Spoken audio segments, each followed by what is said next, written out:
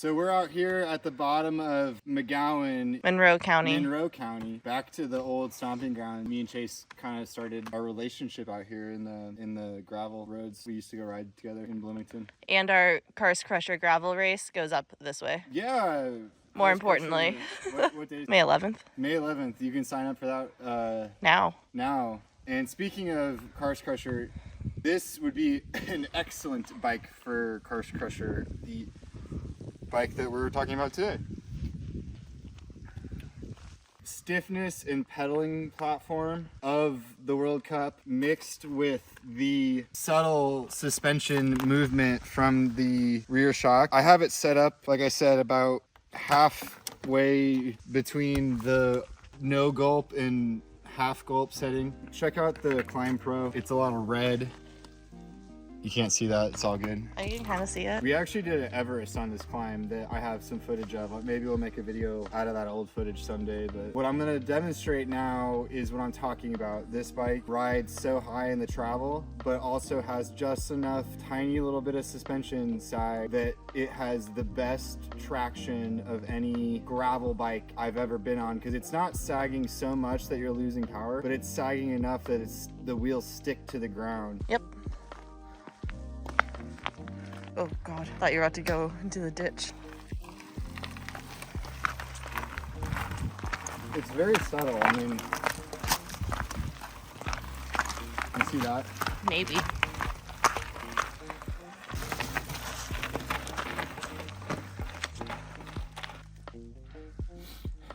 That was a pretty hard effort, but I wanted to go pretty quick to demonstrate the traction capability. So that is roughly 30% greater, so we'll throw the Strava segment. If you're local, you know this, but normally standing up through that top part is a death sentence and you're gonna have to dab. I will admit, I hold the record for, no, not anymore, Blaine does. Blaine does. I'm second place, but I climbed that hill 180 times in a row for a Everesting charity, so I have a lot of experience on it, so that might influence this whole thing, but that was at least 400 or 500 watt, maybe 500-600 watt effort. We'll look at the data. And I never felt like I was losing the rear end. The day of that Everest, I used a hardtail, S-Works Epic hardtail that I used to have. And I would never think to stand up and smash on the pedals like I just did in that clip, because you would just slip. And kind of a superpower of this bike is that you don't. And we're not faking it either. I have Thunderberts on right now. These are 2.35 Thunderberts. And they're not helping with traction, that's for sure, but I think it even goes to show how great the traction of this bike is. It's not because I have some knobby, great grip tires, it's because of the design of it and the geometry. Right now, for full disclosure, I have 20 PSI in the front and 21 PSI in the rear. So not aired down, super low either. Anyway, I hope you got something from that, because that was hard. I almost made you do it again, so here's to hoping I got the clip. It ain't shifting. I don't know what happened. I know what happened. I rubbed off on Jesse in the worst possible way, and he took a page out of my book and didn't charge his batteries. I don't got no power in my body. And now he's stealing my battery. Temporarily, I'm gonna do, because we want to do like a sprint on pavement to show what the bike's like in that scenario. Because last night I literally plugged mine in before we left the shop. I was like, man, Jesse's gonna be so proud. And then you didn't do the same. Bye.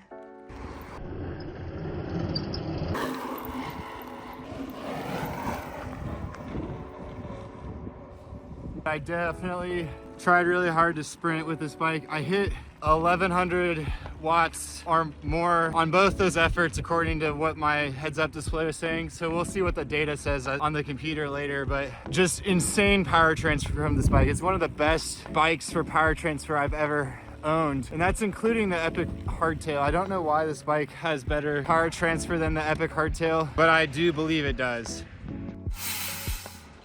Why'd you do that? What? I'm just gonna start calling bikes bikes. It's just a bike. Like, I don't think we really can justifiably have bike genres anymore. There's too many. But no, they every bike can do too many different things. Maybe they should make more bikes. Maybe they should categorize gravel bikes into categories of gravel. Like 6 different categories of gravel bike. Like one for the sand, Aero, one for the race, okay. comfort race. And then you need them for all different terrains too. Yeah. Like hill climbing. like sand, rocks, pavement. The pavement gravel. That's gravel. Yeah. Welcome. And I'm prepared for this. This is going to be the most controversial video I think we've made to this date. You're probably going to disagree, or maybe not. Who knows? The Specialized Epic World Cup is the best gravel bike you can buy today. Ooh. I told you, this is kind of the fiery video. I'm gonna be honest with everybody, I was a hater of it. And I thought it looked kind of like, I don't know, at first I thought it was kind of lame that Specialized, like, just from the leaked photos, it was just like, oh, they made a super caliber. What they actually did is they made a completely unique bike that rides unlike any other bike in existence. We get a lot of comments trying to ask us to compare this bike to the Super Caliber, and frankly, I don't want to. There's nothing in common between the two bikes, and honestly, like, every video I've watched where they compare both these bikes, it doesn't make any sense, and they're, in my opinion, being dishonest because they're not even on the same, like, they're not even in the same genre of, like, bike, in my opinion. This is a Super Caliber SLR frame. Check it out. It's available for purchase right now at thebicyclestation.com. You can order a ton of parts from us. Thanks to everybody who's been doing that. This is a normal full suspension bike with a different way of housing a normal shock. It is, if you took away the carbon like strut around this shock, you would just have a normal looking full suspension bike with a normal shock.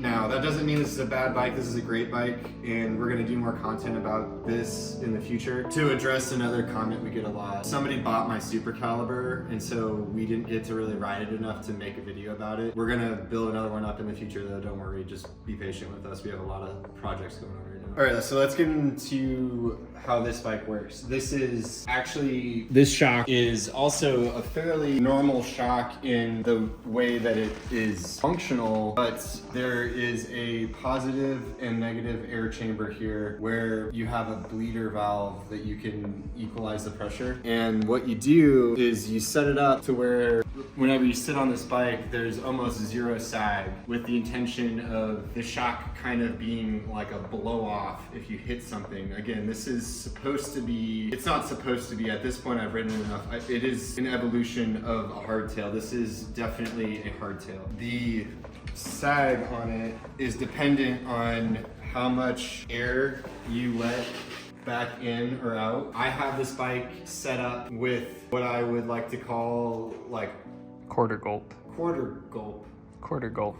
Quarter. It's half of a is- half gulp. Half gulp makes sense. There's only 3 options, so Yeah. that one we got. There's no gulp. So Yeah, you're no at a gulp. quarter gulp. It goes 0, half, full. Yeah, you're in quarter- between. I'm quarter. We figured yeah. it out. So I have what we are calling quarter gulp. And to achieve quarter gulp, what I did is whenever you're setting it up, I push the shock halfway between the line on it. It's got a line on its line. So that's 50%, that would be half gulp. So I put it like right here. And the result of that is a bike that has, I mean, maybe a millimeter of sag. I don't, it's not even really that quantifiable unless you you put a lot of weight on the back end, it does move. We went out to some gravel and some pavement, a little bit of sprinting with this bike.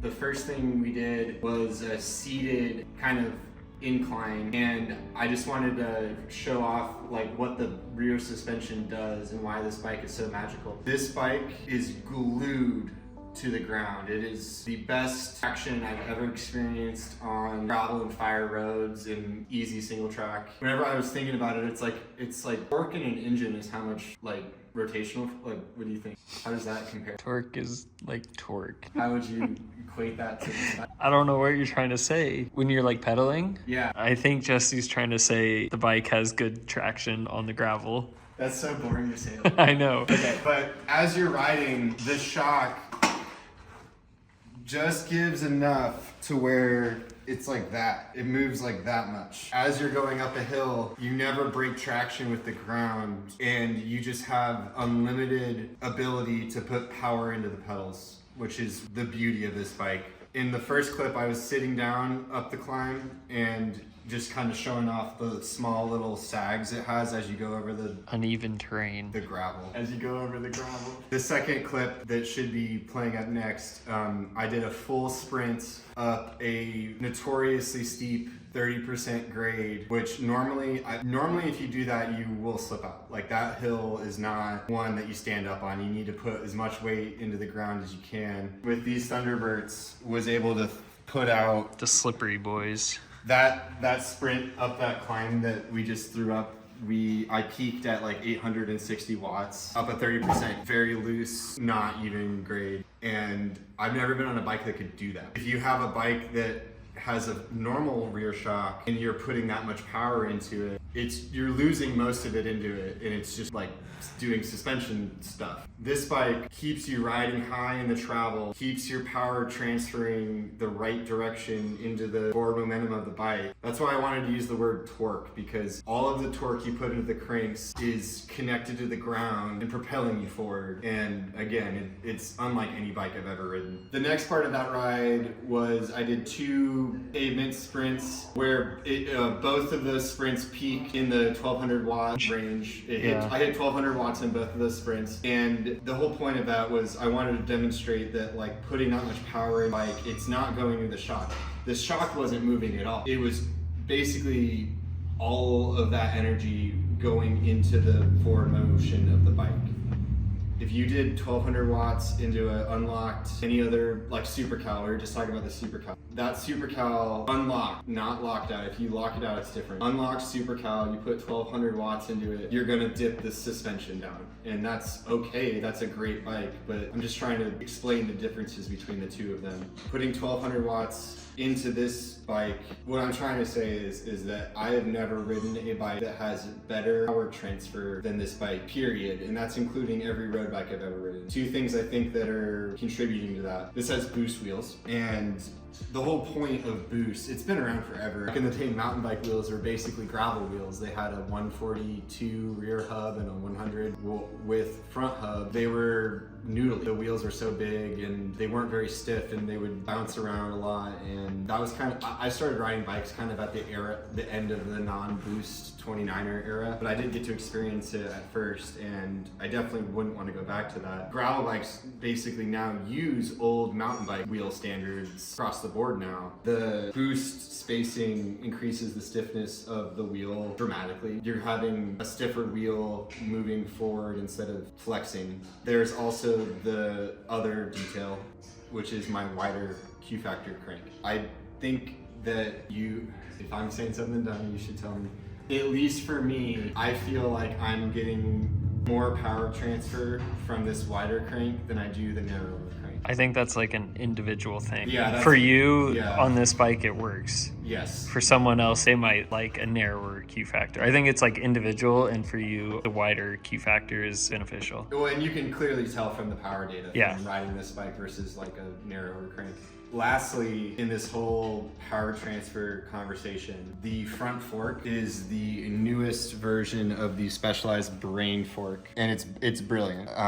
It's a Smart Boy top honor student fork here. Big brain. Big brain. A lot of people have ridden a brain fork before, and it functions the same as it always has. The reason why I think this is the best version of it is coupled with the rear suspension. It's a perfect pairing. The fork has the same high in its travel pedaling platform that the rear does, set up the way I have it. As I'm doing the sprints, the fork's not bobbing at all. It does have a small amount of travel though, before the brain engages. It's probably about it feels like 15 mil or so. Not a lot. That is, again, doing the exact same thing that I love about the rear. It's giving me that just ever so small traction increase, ever so small compliance increase. This is the most comfortable I've ever been on like long gravel rides I think the Epic World Cup is the optimal bike for a lot of these mountain bike races that glorified gravel races. Like Sea Otter?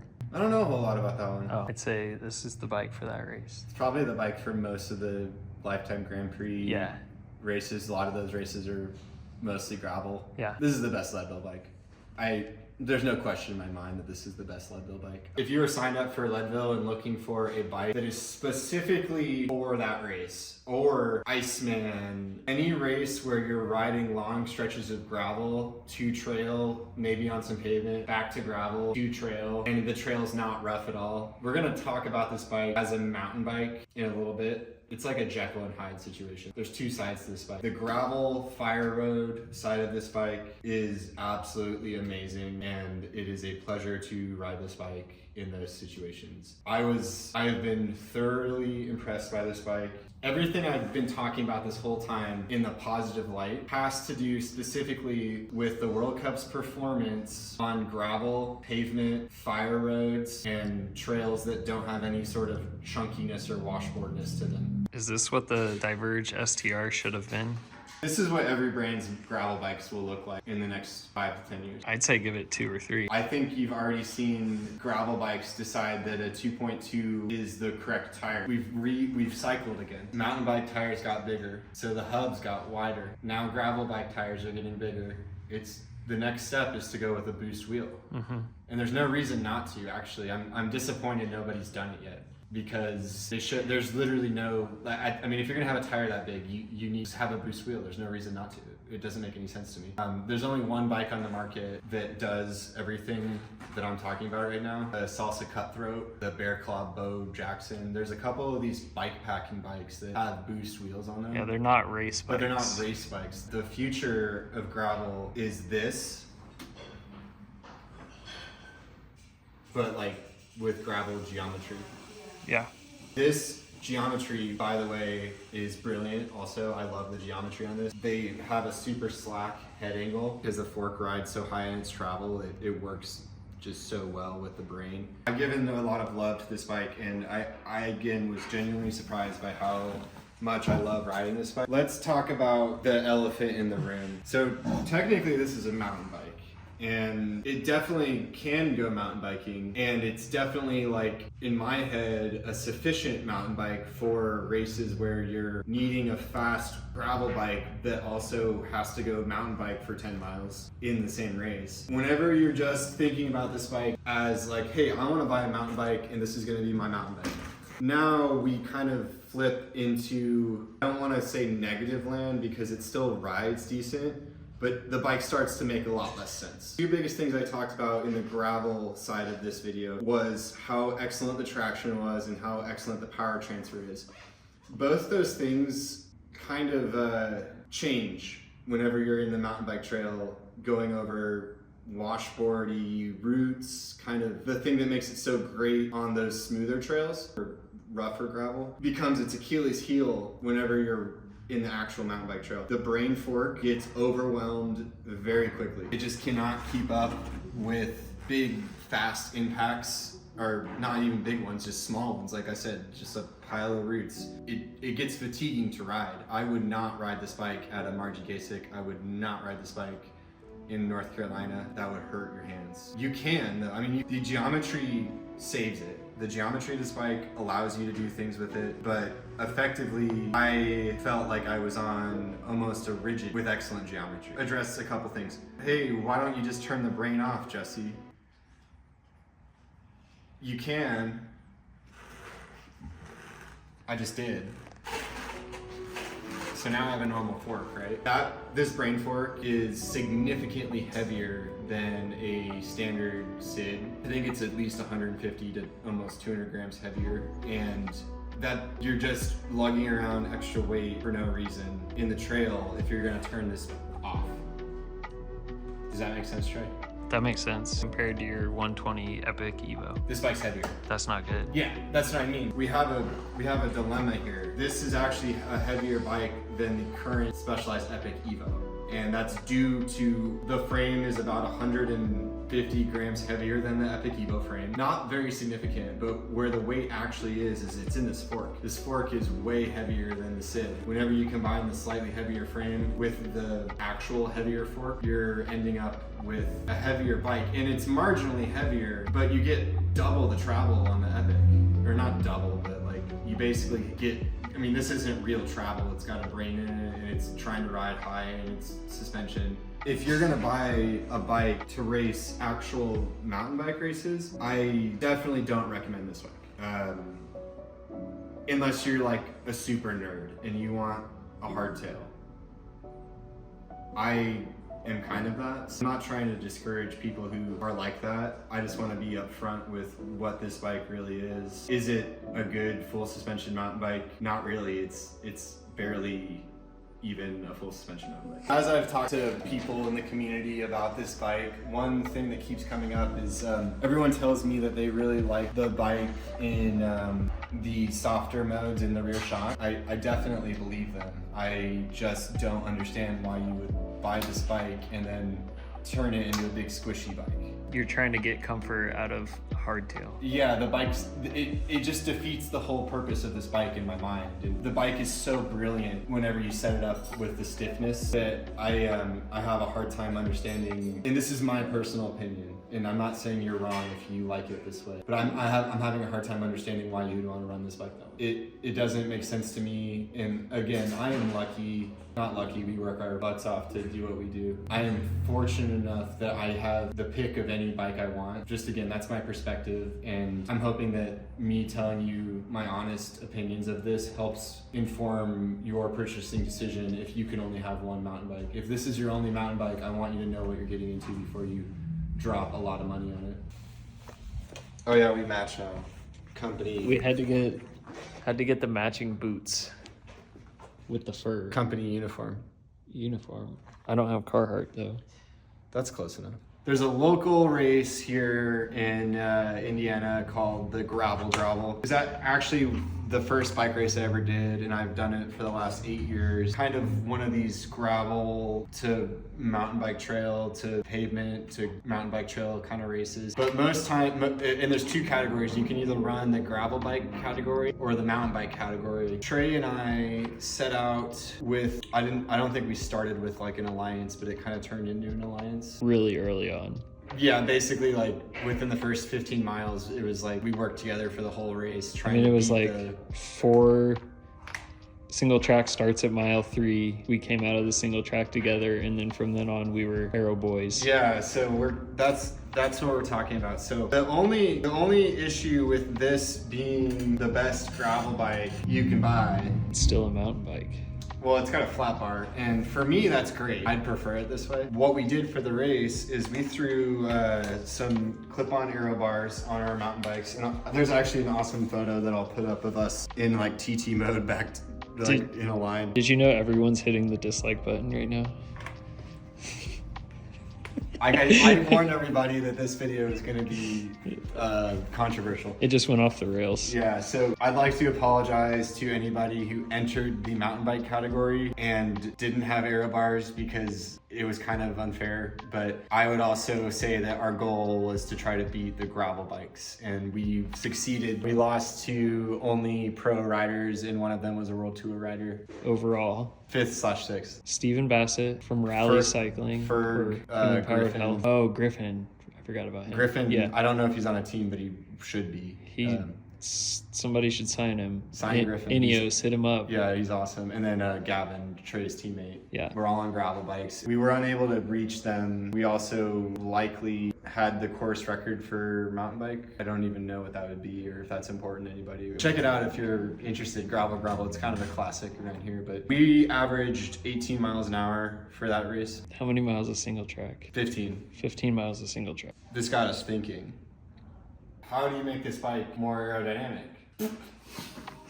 That was a good secret. Something like this. Surprise! This was part 1 of a 3-part series. Part 2, build up this bike. We're gonna do it right now, but that'll be a second video. And then a third video where we talk about how it is and if it's worth it. I mean, there's a lot of cycling influencers that are building bikes like this, and we thought we should jump on the bandwagon, right? Yeah. But also, I've been wanting to build this for like over a year now. yeah, he really has. And We even acquired a hardtail, but since Jesse said the World Cup is the best gravel bike, we're gonna use the World Cup instead of the hardtail. yeah, and I'm not even kidding about that. I do truly believe that.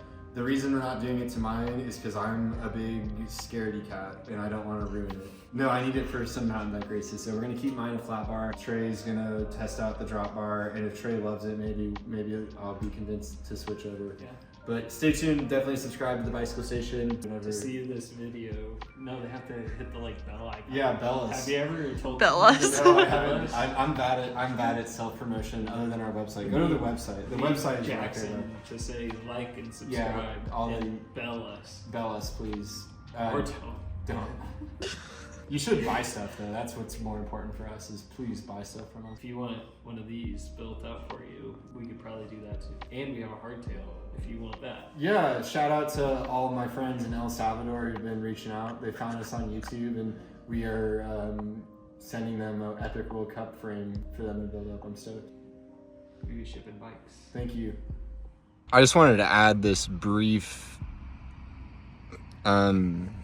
addendum to this video. I feel like I wasn't very clear whenever I'm talking about the mountain bike stuff. I still am going to continue to do more testing. Those are more like my initial opinions on it. That's not like my final thoughts yet on the mountain bike side of things. This video is more gravel bike focused, if that makes sense. I've got the bike with some mountain bike tires now. You'll be hearing my opinion about how it mountain bikes once I have a couple thousand miles on it, or a couple hundred miles of trail on it. Hopefully that clears that up.